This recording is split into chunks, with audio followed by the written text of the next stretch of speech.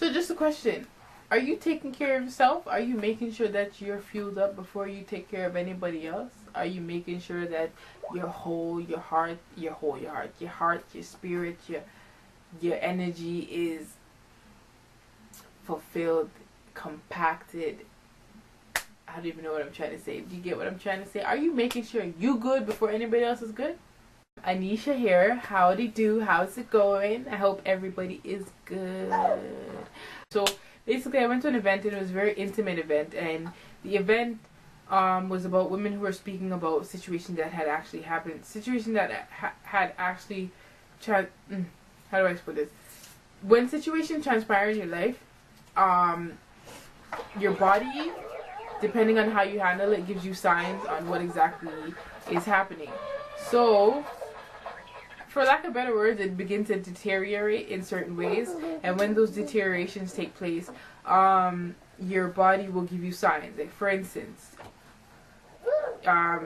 back pain, chest pain, uterus pain, whatever type of pain or symptoms that you have are usually related to some sort of emotional trauma or physical trauma that took place within your life.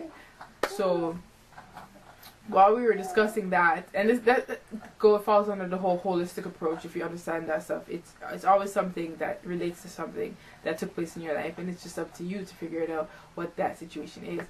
As mothers, first and foremost, tend to always put everybody else first. Women in general do this, but mothers do this sometimes unconsciously, and I don't want to necessarily, how do I put this in the most nicest way? You have to put yourself first. I don't know how not to put how not to put that any nicer, but all in all, you have to put yourself first. And the reason I say this is because, look, when you're a woman or when you're a mother, we put everybody else above ourselves, including those who aren't even close to us. We'll put them first just because of that nurturing aspect that we have as mothers and as women. And the thing with that is that when you put everybody else except yourself first, you tend to neglect your needs and the things that fulfill you, right? So when you're not fulfilling yourself, you're not filling up your cup, right? You're always filling up other people's cup, but in return you're being drained. You're being drained mentally, physically, emotionally, sometimes even financially, and you are not spiritually fully fueling yourself in ways that you need to grow. By doing this, over time, you then begin to deteriorate. This is not good. And the reason it's not good is because you have to fulfill your own cup first in order to maintain satisfaction within your life. I know many of us had heard this foolish saying that is, it's not about you anymore, it's about your children. Foolishness. And the reason I say this is foolishness, it might even sound selfish of me to say this, but think of it like this. Most women have we've been doing that. We've been practicing that way of thinking for a good amount of time now. People have been fulfilling or not thinking about themselves, or women have not been thinking about themselves and have been putting their children first, but in the long run, it makes you miserable. You're miserable because you're not satisfying your own needs. You're not taking care of your own health, your desire. You were put on this earth, you're a human being. You're put on this earth to fulfill your own desires and to actually maintain your well-being first and foremost. Like you go on a plane, what's the saying? You cannot save yourself or save anybody else unless you save yourself first. First thing you got to do if the plane is going down is put on your own mask. So that goes the same when it comes to taking care of yourself. You have to make sure yourself is good before you can maintain anybody else's. And you can see it because there's a lot of women who don't take care of themselves, and then what happens? They begin to become depressed, and once they're depressed, that overflows into their family life, their immediate family, because their kids will feel it. The kids feel your energy. So once they start to feel you're down and you're dragged and you're depressed, and then your husband then starts to feel that, or whoever else is around you begins to feel that, what good does that do? All because you decide not to take care of yourself? Once women start becoming a bit more selfish, and selfish is a good thing because the more you take care of self, the more the more your selfishness becomes selfless. Because once you're selfish and you've fulfilled self first, you then can become selfless. Because after the selfish process, the selflessness will then pour onto another person from your selfishness. Because once you're, okay, let's think of it like this: you're selfish, right? You're taking care of yourself, you're making sure your health is good, you're making sure your body is good, you're making sure this is good. You become to the point where you're like, all right, I'm good. So you see somebody else who needs that help. Because you know exactly what you do, because you were once selfish, you can then go to that next person and say, here's what exactly you need to do. Let me show you how exactly to fulfill or get the results that you're looking for. Because this person is now becoming selfish.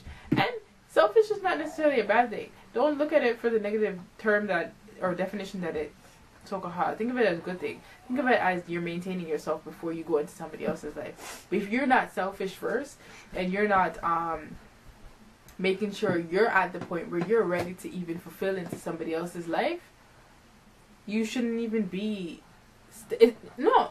Okay, look, think about it. A lot of people are in relationships that they're not ready for. Why? Because they never took the time to be selfish. What happens? They get into a relationship with somebody who was either comfortable or content with themselves, and then they become selfish to that person. They don't want that person to go nowhere, don't want that person to do nothing, don't want that person to wear clothes that make that person feel good, all because of what they have insecurities within themselves, because they did not take the time to self-fulfill and maintain self and become selfish and confident within their own way before they went into a relationship. So they then become the negative version of selfish. It is a must to maintain self first before you can go to anything else. So don't let people tell you foolishness that, well, it's not about you anymore. It is about you, because once you maintain yourself, you can fulfill everybody else around you. You can then help and pour into others' life. How can you give if you have nothing to give? Seriously. Or even you can reverse that. You can give and give and give until you have nothing left to give. But when you no longer have that fuel in you, that burning desire that once made you so happy because you gave out everything, you're just going to be left there like a lump of log or a lump of coal. Just do nothing.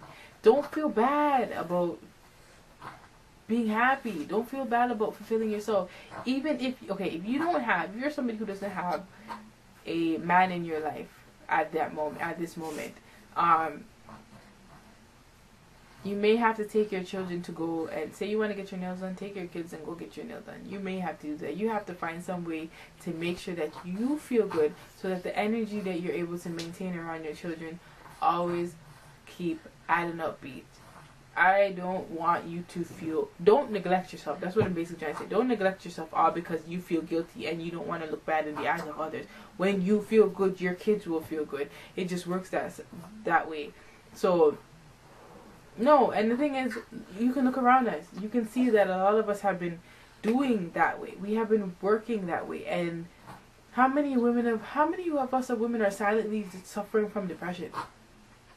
And if I'm here saying silently suffering from depression, that goes to say that there are a lot of women who have not claimed that they are depressed or have not been diagnosed as depressed, which means that the statistics could be off because of what? Because of the fact that women are silently suffering from depression. They're not going out and talking and saying that they're depressed or saying that they're battling these emotional issues. Hold on. What was I saying? Yeah, so if a lot of women are not claiming and being diagnosed as depressed, that means that a lot of us are suffering in silence. All because of what? And I have spoken to a few women who have actually been struggling to even talk and find somebody who will listen to them, because it's hard to.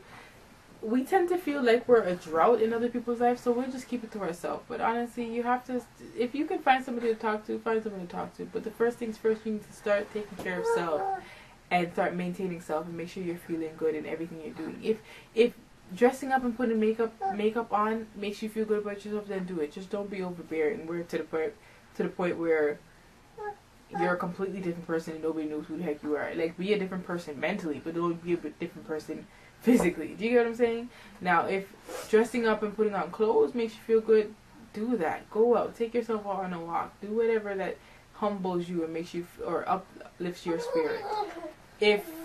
But just don't, come out of that depression and then find another depression, which is shopping, becoming a shopaholic.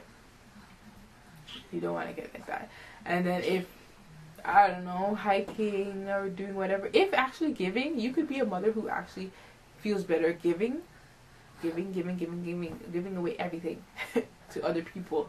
But make sure that you, if that does fulfill you, just make sure that you are fulfilled within yourself, where you're not neglecting yourself. I'm trying to explain this to the best of my abilities with a headache, so it's like I have all the thoughts there and I'm trying to get everything out, but I don't know if I'm just going in circles because this headache.